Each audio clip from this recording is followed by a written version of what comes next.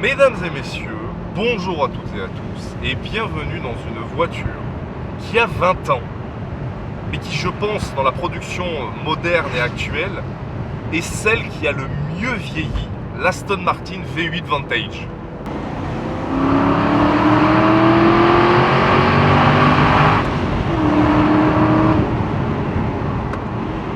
Nous sommes aujourd'hui dans le renouveau d'Aston Martin. Le premier renouveau, car il y en a eu un tout récemment, avec les versions AMG, qui sont maintenant des voitures parfaites en tout point. Celle-ci est parfaitement imparfaite.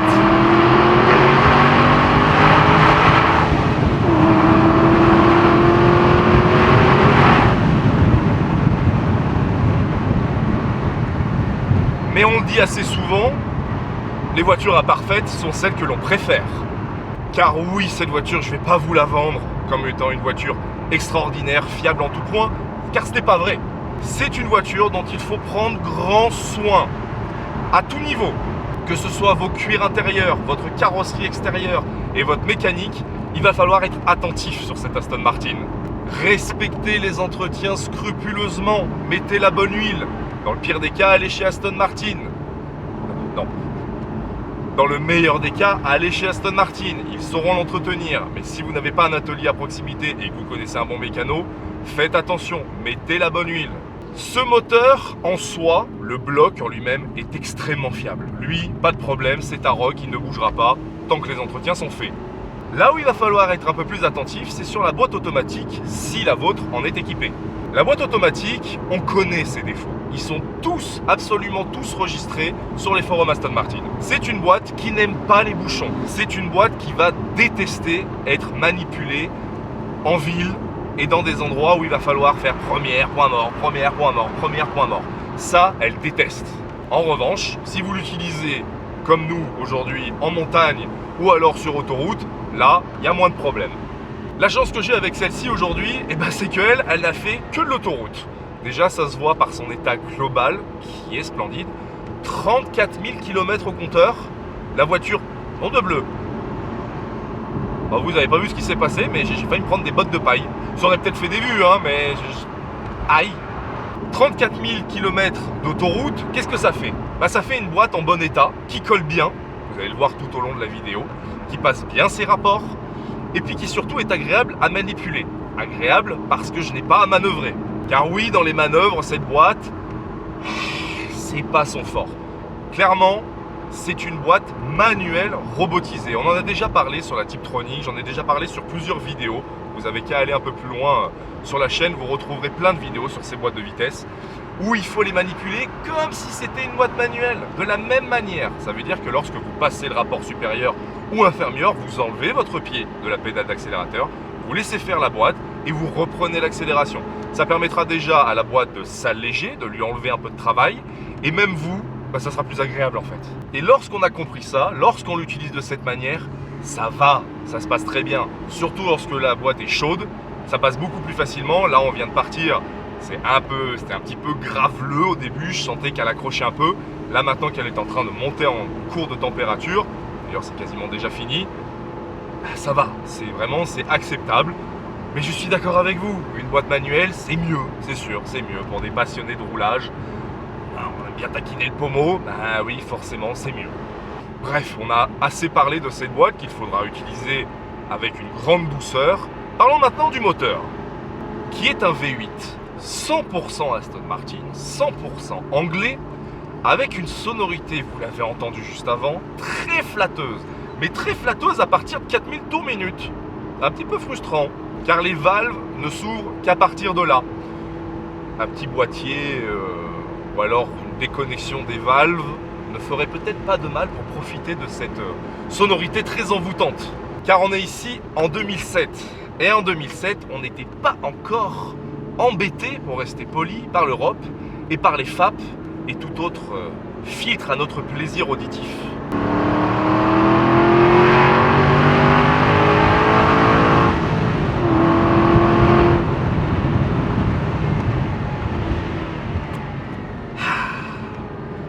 Ça fait du bien de se replonger, d'avoir cette capsule temporelle dans les meilleures années de l'automobile. Les meilleures années pour moi, ça a commencé à partir de 2000, 2003. Et puis c'est clairement terminé à partir de 2015-2016. Là, on est pile entre les deux.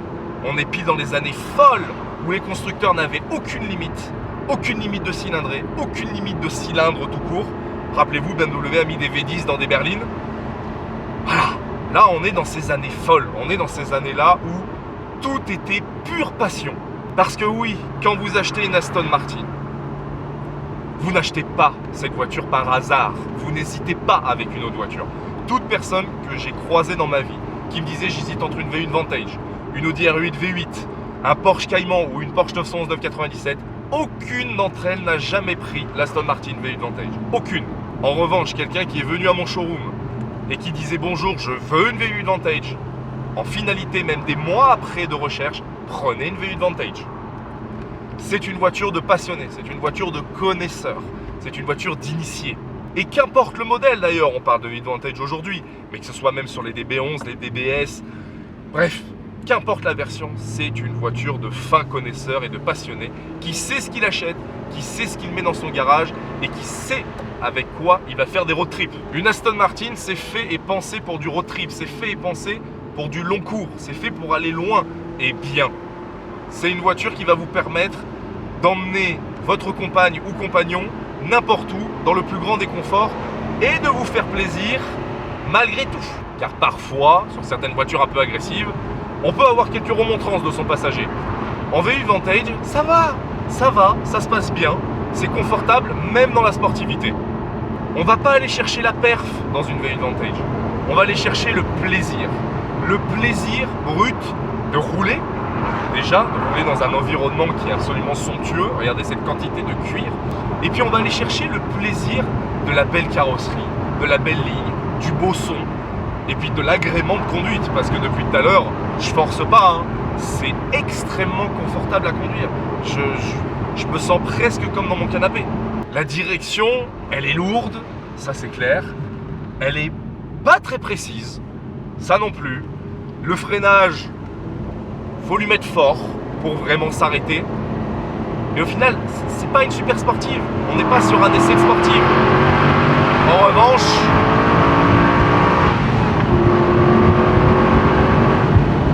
on a un moteur qui n'est pas avare en sensations auditives. Par contre, en termes de sensations de poussée, je vais pas vous dire que c'est... Clairement, je sors de l'essai de la 296 là, tout récemment. On est un peu à l'opposé. On est très loin de ça. Très loin même d'ailleurs. La réactivité moteur, elle est là. Elle est là, passer les 90% de pédale. Voilà. La poussée en elle-même, elle est là aussi, à partir de 5000 tours minute à peu près. Voilà, c'est par là qu'on va commencer à sentir quelque chose. Bref, c'est pas un pourfendeur ce moteur. Non, on n'est pas sur un glaive. Non. Là, on est sur quelque chose qui va plutôt vous tracter, qui va vous pousser d'une manière élégante, très élégante. C'est une voiture qui est vraiment là pour prendre soin de vous et même dans la poussée. On a 410 Nm de couple à partir de 5000 tours. Donc déjà, il faut aller les accrocher haut. Il faut aller accrocher ce couple très haut. La puissance, elle, 385 chevaux. C'est encore des valeurs humaines. 385 chevaux, c'est bien, c'est vraiment bien. Mais par contre, pareil, cette puissance est à 6000 tours minute. Donc on va devoir aller chercher tout cela très haut.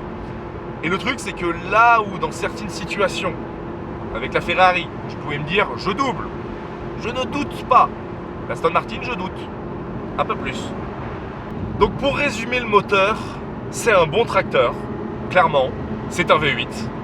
On a quand même du couple, on a quand même de la puissance, toute proportion gardée. Je parle d'une 296 en face, c'est incomparable. Mais c'est juste que c'est assez surprenant. On peut s'attendre à quelque chose d'un peu plus véloce, on peut s'attendre à quelque chose d'un peu plus taquin. Mais c'est pas le cas. C'est un moteur qui est vraiment là pour vous entraîner, qui est là pour vous lancer dans une sonorité. Vous l'avez déjà entendu, c'est incroyable ce son.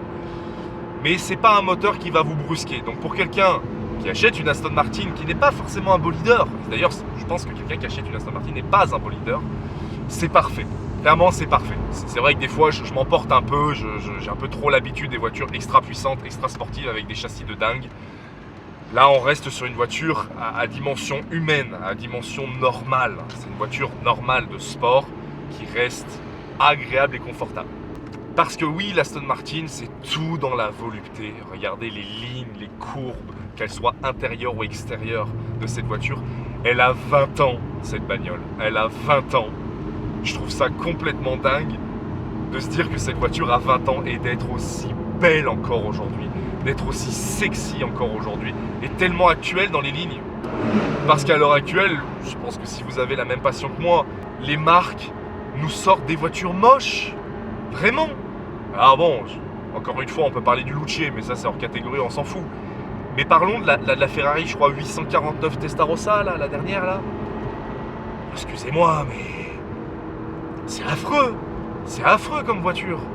Et c'est une voiture actuelle, hein, et c'est une Ferrari. Là, je suis navré. Et puis alors, même les Aston Martin modernes, alors, pas toutes, hein, mais certaines ne sont pas forcément sexy. Ça, je suis navré, hein. Ça, c'est sexy. C'est sexy encore aujourd'hui, en 2026. Donc bon, je pense qu'on comprendra qui pourra, mais moi, je suis éperdument amoureux de cette ligne, de ce look, de cette simplicité, de cette fluidité.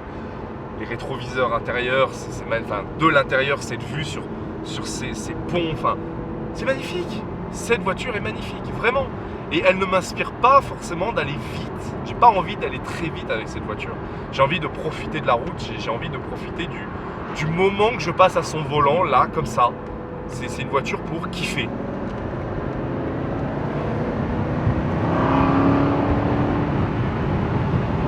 Ouais, pour doubler, il faut prendre de l'élan. Il faut être sûr de soi. Vraiment. Parlons maintenant du train avant, qui est lui-même un peu pépère. C'est comme dans mes souvenirs. Le dernier essai que je vous ai fait d'une Aston Martin, c'était il y a longtemps, c'était une V12 Vantage S. Alors bon, on n'était quand même pas sur le même calibre. Mais c'est comme dans mes souvenirs, c'est assez lourd. C'est tranquille, c'est suffisant. C'est suffisant, ça...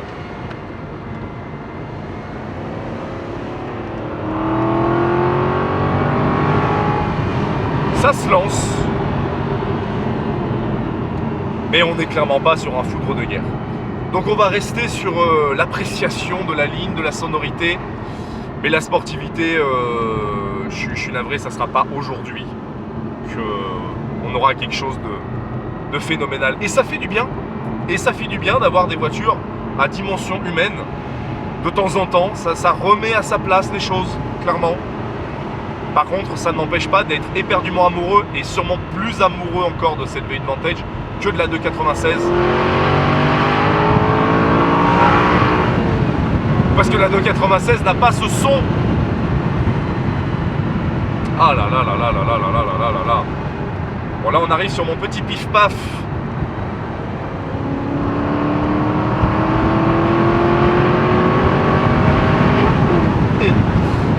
Un pif-paf qui est un juge de paix pour moi, puisque je suis ici en ESP déconnecté.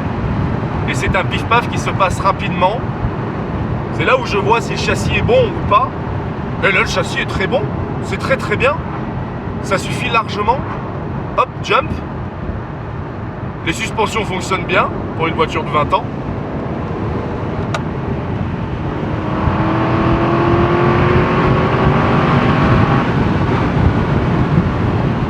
On se déplace quand même à des vitesses honorables, très honorables.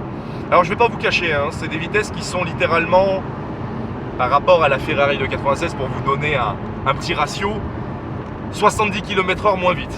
Voilà, je vous donne ça, vous en faites ce que vous voulez. Par contre, c'est pas moins agréable en fait.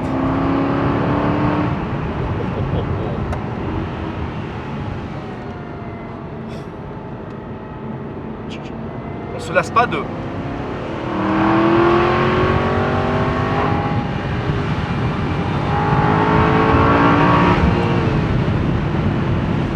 Ouais.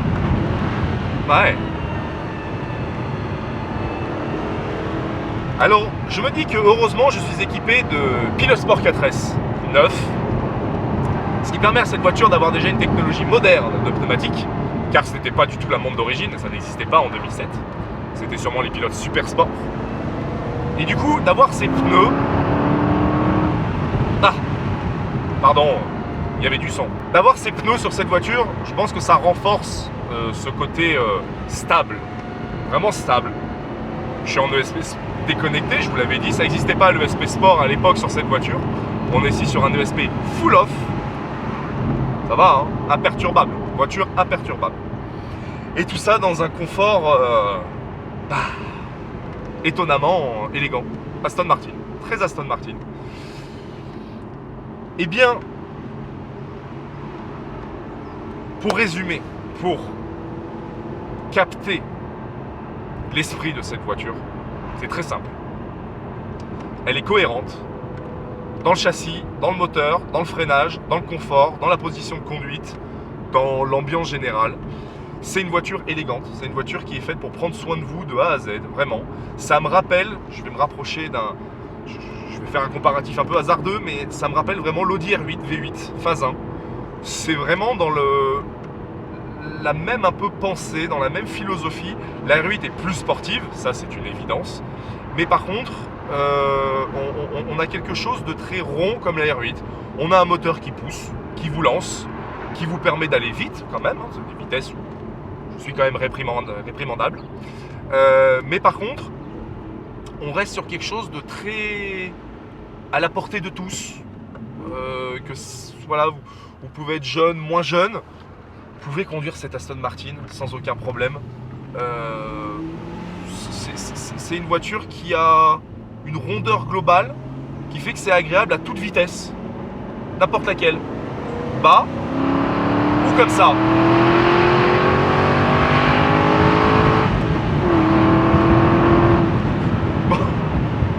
Bon, définitivement, la boîte de vitesse, c'est pas ce qu'on va noter de plus fou aujourd'hui, mais du coup, c'est confortable parce que, petit point à bien préciser, et ça peu de youtubeurs le disent, la boîte manuelle, elle est super, hein, mais alors l'embrayage, faites des squats, hein, et puis préparez les mollets. Hein. Je n'ai jamais vu un embrayage aussi dur et aussi compliqué que celui d'une Aston Martin V8 Vantage.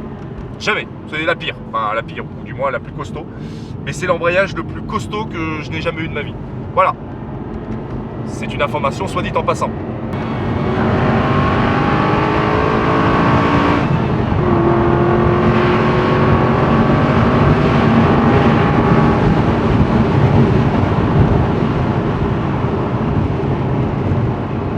Est-ce qu'il est plaisant de rouler en V8 Vantage Roadster dans le Vercors un matin où il fait, j'ai pas la température sur cette bagnole, 17 degrés. 17 degrés, tout à fait. Ah oui, c'est agréable. C'est une voiture de gentleman. Alors j'ai les mocassins, hein. Je suis peut-être en t-shirt, mais j'ai quand même les mocassins, donc ça va, je suis quand même dans le thème. Mais oui, c'est une voiture qui est très agréable, qui est... Oh, c'est un essai confortable. Je vais pas sortir rincé de la voiture. Pas du tout même. Pas du tout. Oh.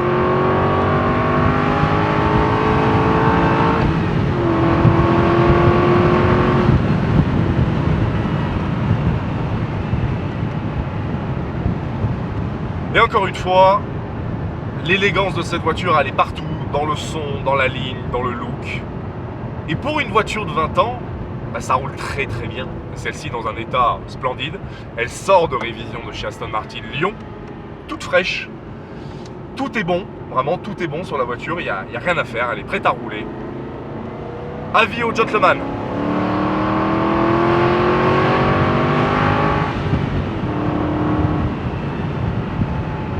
Cette voiture est à retrouver sur arcanecollection.com.